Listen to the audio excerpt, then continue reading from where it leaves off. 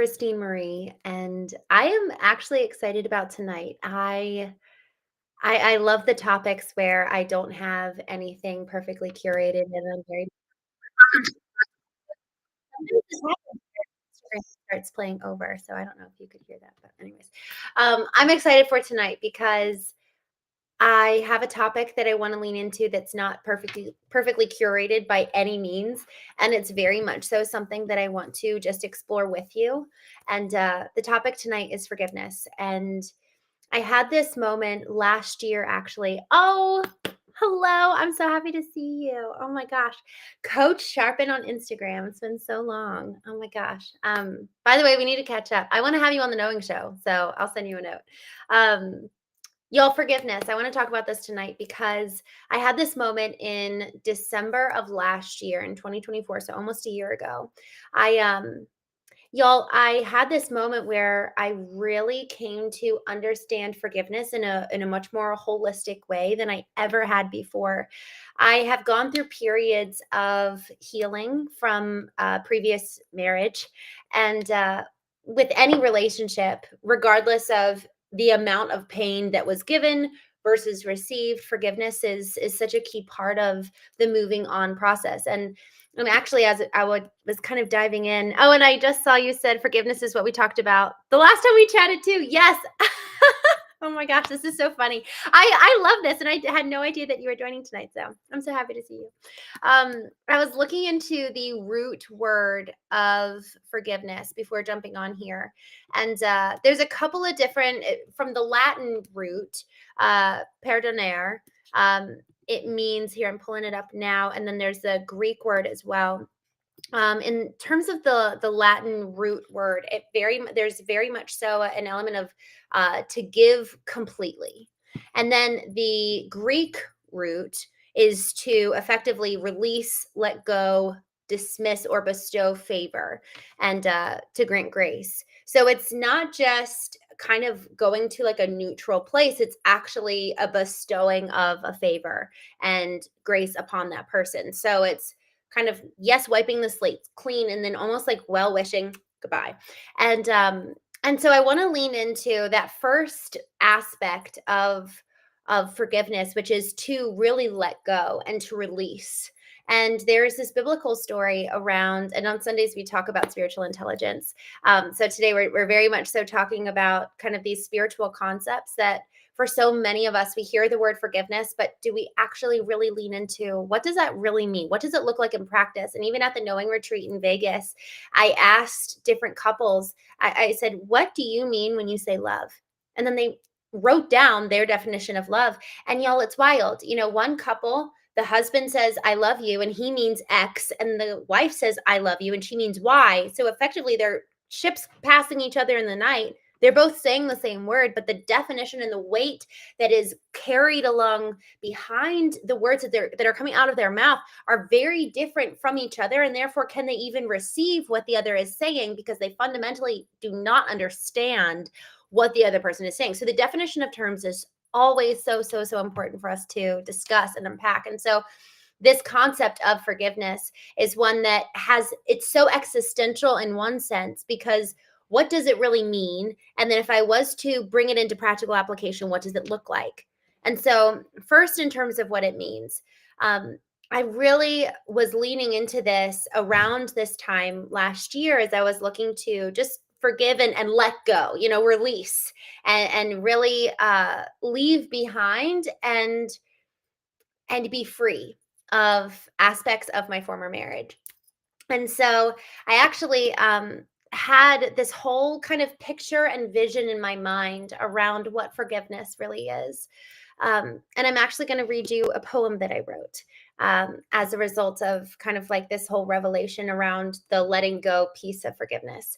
And I'm going to go ahead and get started. I had a dream. I lay there as my therapist positioned the pillow under my head. My intention was forgiveness. I closed my eyes and darkness overcame me. Yet in this darkness I could see faint shadows of the past and forgotten truths of long ago. A piercing pain like that of a clamp, my head its fascination. Tighter and tighter it pressed. My eyes sealed shut, my breath drew in. I exhaled deeply, knowing innately why. This was my recompense, my debt to repay, for the wanderings of my mind, betrayal of self, for which I must reclaim. The years of relinquishing my right to freedom of thought, to exploration of truth, rather simple adherence to every word taught. From the pulpit to the parent, I acquiesced this right, my own at birth. I sacrificed myself. On the altar called connection, I exchanged this precious soul. My breath slowed, and I leaned into pain, honoring my dues for the forfeit I must repay. A burrowing grip, like a drilling screw, my mouth as the aim. Deeper and deeper it goes, my eyes still closed. I see the spit, my jaw on its prongs, my words the rotating sprawl. I inhaled deeply, knowing innately why. This was my recompense, my debt to repay, for the wanderings of my lips, betrayal of self, for which I must reclaim. The years of relinquishing my right to freedom of speech, to exposition of truth, rather simple repetition of every word uttered. From poet to proctor, my choice had been made. These words not my own, in the void null of my soul, my conscience a phantom, a mirror of all yonder. External was my focus, the horizontal my aim. Obsessed with pleasing man, boy, and son, their verdict my gospel, their opinion my judge. I must give account for abasing my lips. A birthright once mine, I sacrificed myself. On the altar called connection, I exchanged my precious soul.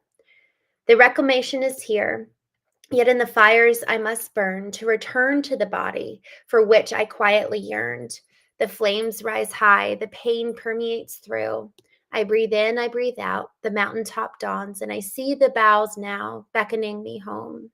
Forgiveness is mine as long as I return to the body long lost, escaped not for naught, yet mine for the taking. The hero's journey is here, rising from the dust. Survival's anthem fades, and a new melody whispers with strength in her song. No longer a victim, I dust off my armor to don what is mine, reclaiming this position, the beautiful right which was mine all along. The vision clarifies, the mountaintop maintained, with me as the captain, pope, parent, and partner replaced. This is forgiveness, a reclamation of power for that which was mine. Here shall I stand, connection withstanding, forgiveness at the helm, love calls me home.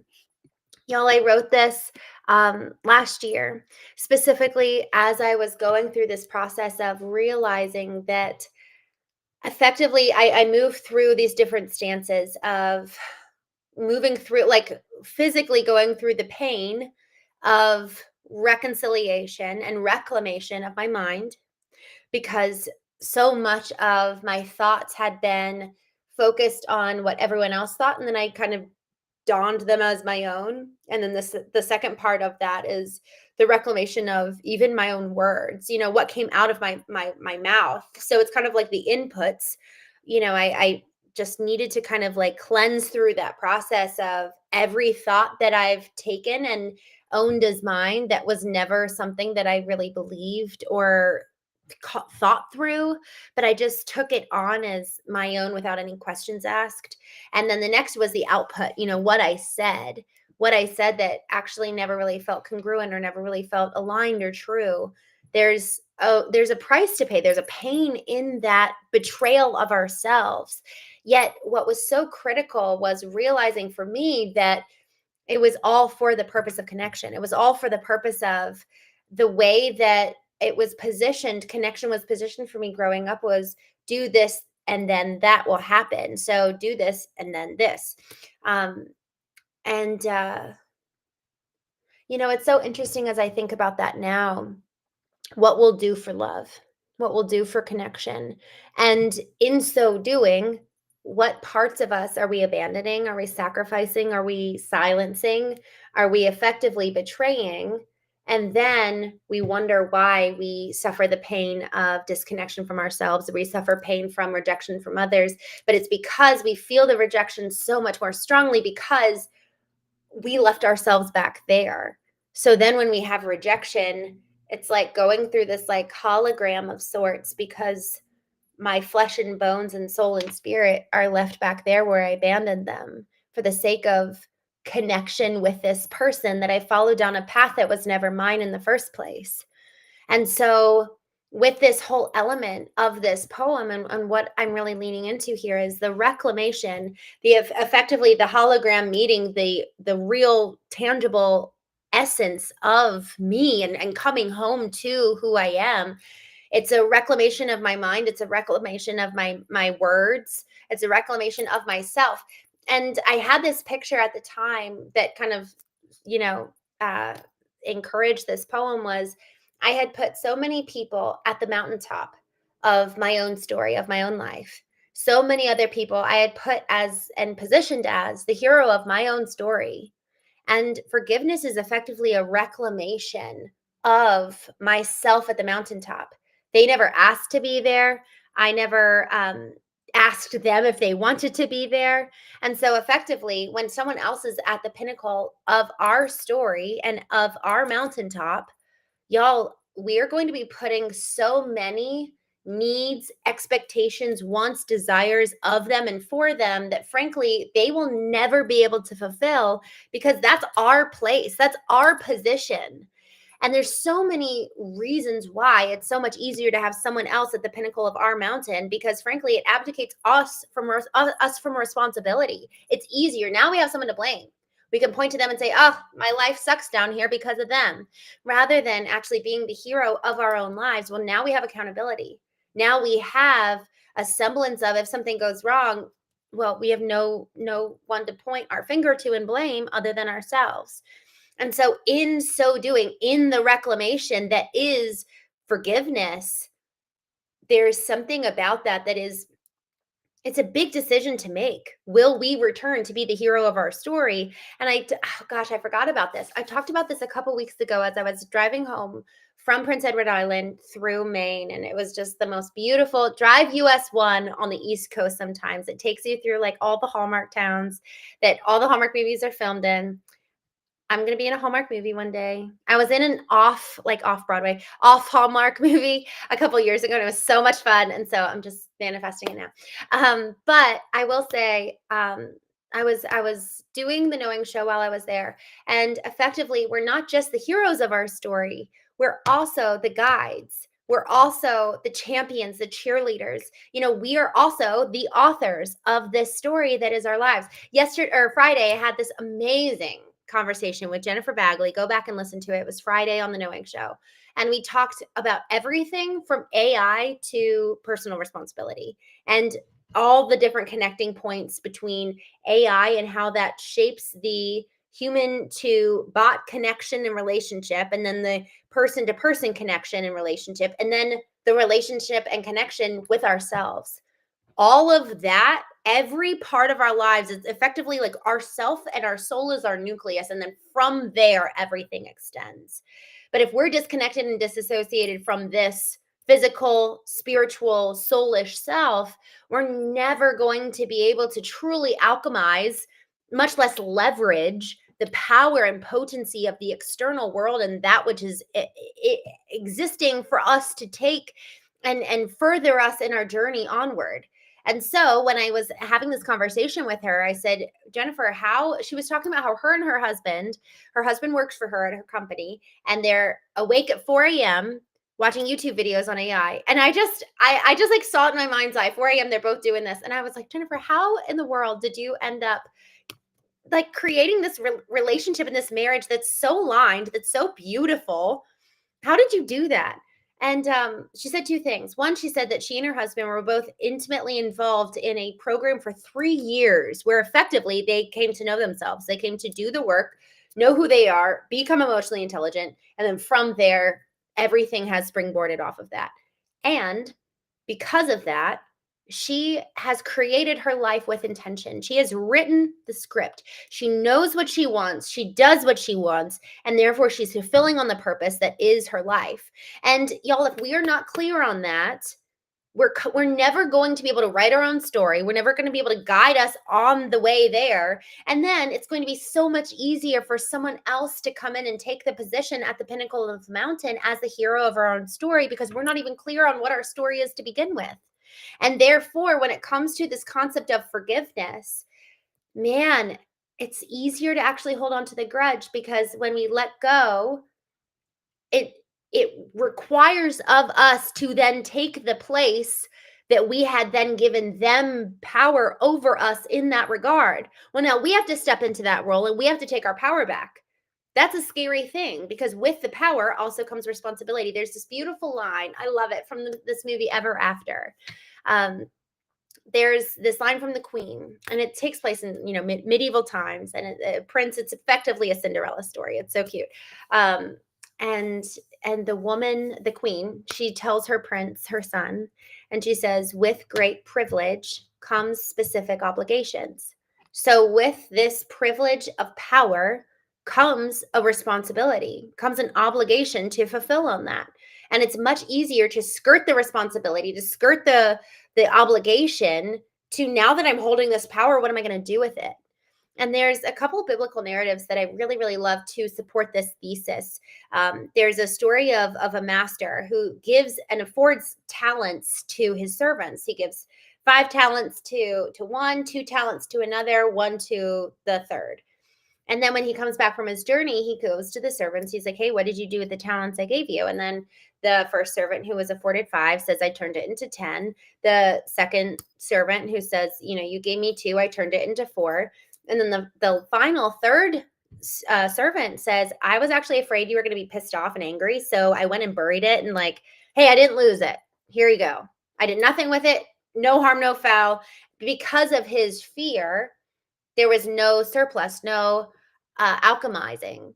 And the parable, I guess you could say, the moral of the story is that the master says, "Well, it will be done according to you. You were afraid, it's going to happen. What you were afraid of is going to come into fruition because you acted according to fear, and you're effectively manifesting the result of your fear. You're going to go to prison and be sentenced to death," or something like that. It was very, very dramatic. But it goes to show that if we're powered, what is our powering source that informs the decisions that we make, that thus informs the manner in which we live our lives? The authoring portion of it, the script that we're writing for ourselves, the guiding of it. How are we actually serving as the guide, the bumper rails to when we throw the ball, like in a bowling alley? Does it actually go in the right direction? If it starts veering off course, do we have the guardrails set up in place so that it bumps back off and goes back on course again? And then, are we actually being the one throwing the ball, or are we entrusting the hero of the story to someone else? "Hey, here's my hopes and dreams.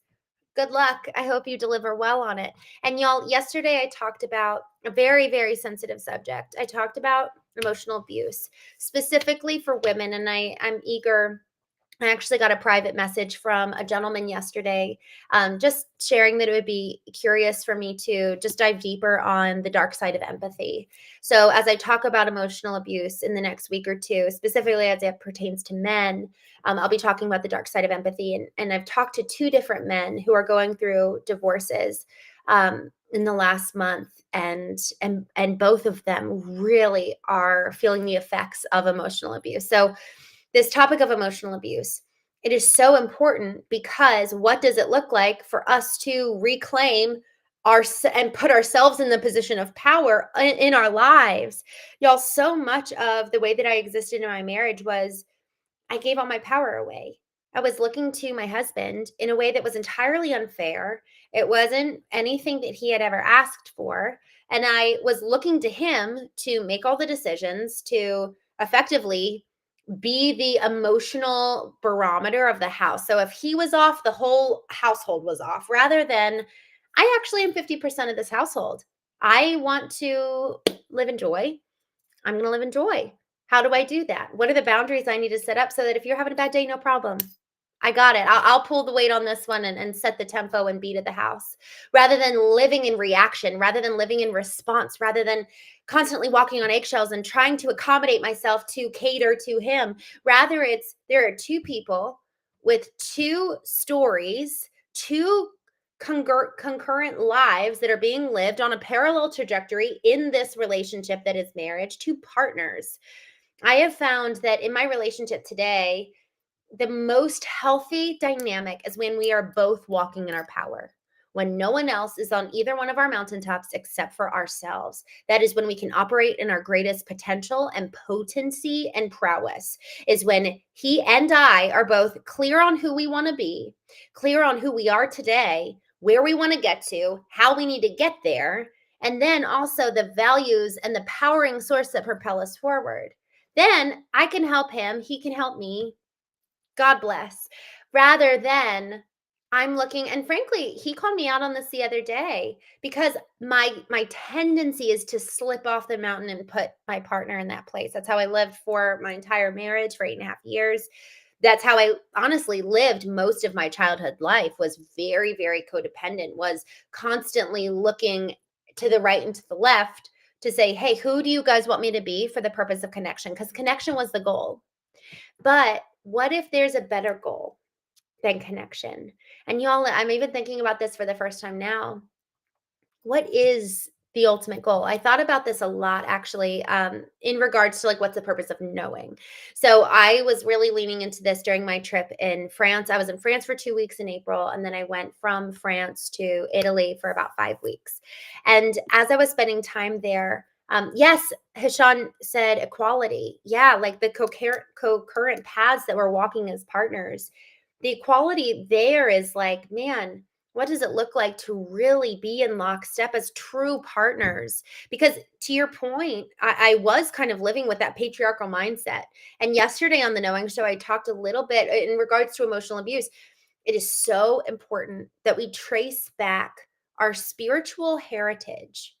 What was given to us in terms of those subconscious beliefs, narratives, lens through which we view the world on a spiritual level, about how we relate with God, how we relate to the other gender, and how does that show up in today. The goal so much of knowing is understanding the past, how it shows up in the present, to then rewire and reprogram and repattern for the purpose of reaching our potential. It is impossible to not project the past onto the future unless we have reconciled the past. Then we're free. And then we really can live different today than we did in the past. So my subconscious narrative from my spiritual upbringing was that I should give every, like, the man is to lead. And I don't want to talk about that topic specifically. I frankly, there's so much you can talk about who's supposed to lead the home. The point is that I was shown and modeled for me both, I said in my poem, the pulpit and from the pulpit to the parent, right, and everything in between. It was modeled for me that effectively the woman's role is to be quiet. And there's wisdom there that we can all offer, regardless of who's the one really calling the shots. The element of being of equal voice and equal prowess and really showing up. It was actually easier to just be like, oh, I don't have opinion. It's way easier to not even know what we want, to not have an opinion, and to exist in a codependent area and just suppress everything. There's an element of ease that's there. And that's just really important for us to realize. What are the roots and the causes and the spiritual subconscious narrative that we have in which we engage with our partner, and the why there. And then we can identify, once we understand the original story, the genesis of why, then we can say, okay, well, do I want to believe that? Do I want to stay this course? Sometimes we do and sometimes we don't. But the goal is that we understand, that we know, and then we can create with intention. And so as I was sitting with this whole question of what's the purpose of knowing back in April when I was in France, it really came to me that the purpose of knowing what's on the other side of that, when we're free. So when we've done the work, I like to think of the quote from 𝐤𝐚𝐢𝐥𝐲 when folks asked him, how did David come to be? He said, I just removed everything from the stone that was not David. And David came. David was always there. You just had to remove all the parts that was not David. So knowing is effectively the shedding of the layers, the removing of that which we are not. Even the other day, I was talking to my partner actually, and I was like, by the way, I don't ever want to change you. I'm in love with who you are. However, I want to shed the layers that are not you, and I want to shed the layers that are not me, so that we get more true and more close to the genuine, authentic or original masterpiece that was there. And then after we get to that baseline, once we get to that original state as we were created to be in the first place, then creation happens. Then it's okay, I'm now free. I'm free to create. I'm free to dream. I'm free to be and allow for creation on top of that which is true and original. If you were to start adding to different sculptures or masterpieces before their original state is formed, it's going to muddy the process. It's like, wait, what needs to be removed versus what's new? And so there's an element of doing the work to strip away and then add to, which is so beautiful. You know, that's the whole process of the caterpillar, is that they go into the cocoon, they they effectively dissolve. I actually didn't know that until recently. In the cocoon, a caterpillar completely, I even got chills just now. It's so funny. And I think that there's a very important lesson here. Within the cocoon, within the caverns of the darkness, the caterpillar completely dissolves. And if you were to look in there, the caterpillar does not any longer exist. And somehow, by like this miracle, a butterfly emerges. But it's only after the disillusionment of the caterpillar. So there's an element in this knowing process, in the becoming process, in the process of getting from knowledge to creation and everything that happens in between. There's a death. There's a rebirth then on the other side of death. There's a beautiful rising from the ashes. There's a beautiful new creation as a result of death. But if we're not willing to go through that process, if we're not willing to do the work to replace the person who is at our mountaintop that should not be there to begin with, man, we're never going to taste the sweetness and joy of freedom and then the ability to create and fulfill on the destiny in which we are here to achieve. I actually do believe that for some folks, especially given what they've experienced in their childhood, man, if they can just be free from the past, what a blessing. And then I think that there's, for others, the path is to, yes, get free from the past and have it be part of your story and alchemize it, and then go create something brand new and exciting. And there's still others that don't do the work of getting free and don't do the work of knowing and still can create amazing things. But man, what a blessing to exist in freedom day to day, to know your mission, to exist as the hero of your story, and to allow for freedom and forgiveness to actually be hand in hand.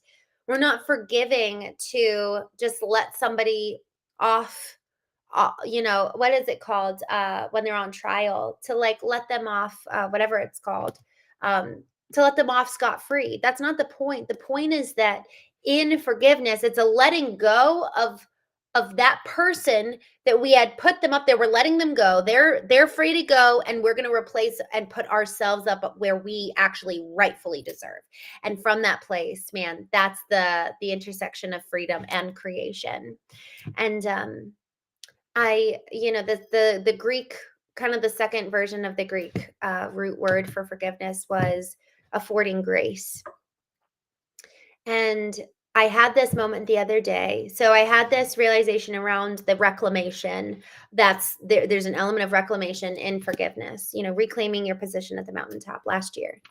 Just 2 days ago, I had a new revelation about forgiveness. And I had this thought that I'm not choosing to forgive them for necessarily any other reason than that's who I want to be. I actually want to be someone who lets people go and affords grace. So I'm not doing it because I have to. I'm doing it because I want to. That's who I want to be. And it was so amazing. I'm forgiving because that's my ideal. And that was empowering, because in forgiveness, I have felt this element of like, but it's not fair. Like I'm actually letting the prisoner go free, and they shouldn't go free. What more destruction are they going to do? There was something about forgiveness that felt categorically unjust. But over the last years, I've really been leaning into it. The realization that forgiveness is a reclamation of our own selves, reclaiming the power that we gave away. And in so doing, we're gaining the power back of, yes, and this is who I want to be. I want to live in accordance with my ideal. And my ideal is X, Y, or Z. So this is why it is so critically important that you and I know who we want to be, because that is going to be, I talked earlier about the bowling alley analogy of having bumper rails on either side, so that when we throw the ball towards our pins of that's our mission, that's what we're aiming for, we have guardrails. Our values keep us in check. Our ideal keeps us in check. There have been times where I have been so mad and I'm like, well, if I was to give into my anger, I would not act according to my ideal. And my ideal kept me going in the right direction. I was like, I don't need to feel like I want to do this, but I'm going to take right action. And often with taking right action, the emotions follow. Y'all, I was even in my condo one day. I had some folks over, and someone did something that was rather upsetting. And I went into the bathroom and I was like, all right, I don't want to feel angry.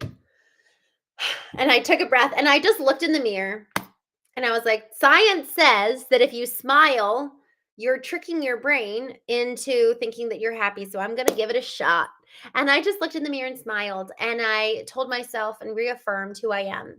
And I have 8 different aspects of who I have identified as my ideal. What are the core characteristics and qualities of this person?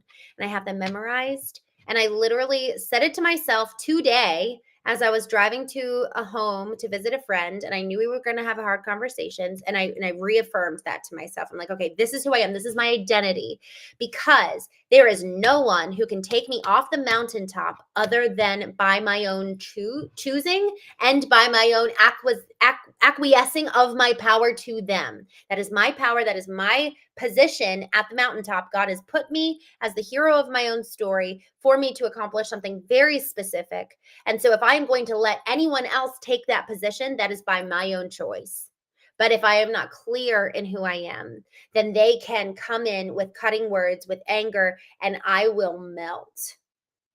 And y'all, it is so important. We were talking about the disillusionment of the caterpillar in order to become a butterfly. There's a big difference between moving through the process of death for the purpose of rebirth and for the purpose of life than moving through the process of shrinking and becoming obsequious, where there's no other rising on the other side. It's simply moving in through and into death. And so that's where living with intention of, I actually know that this decision, that this conversation, that this area of who I am, I actually need to let go for the purpose of cleansing and for the purpose of removing and stripping away, because that's not who I want to be. That part of me needs to die. Jordan Peterson calls it old wood. That needs to go. That's very different than being so, like I had existed for my entire life, being so oriented and dependent on everyone's opinion.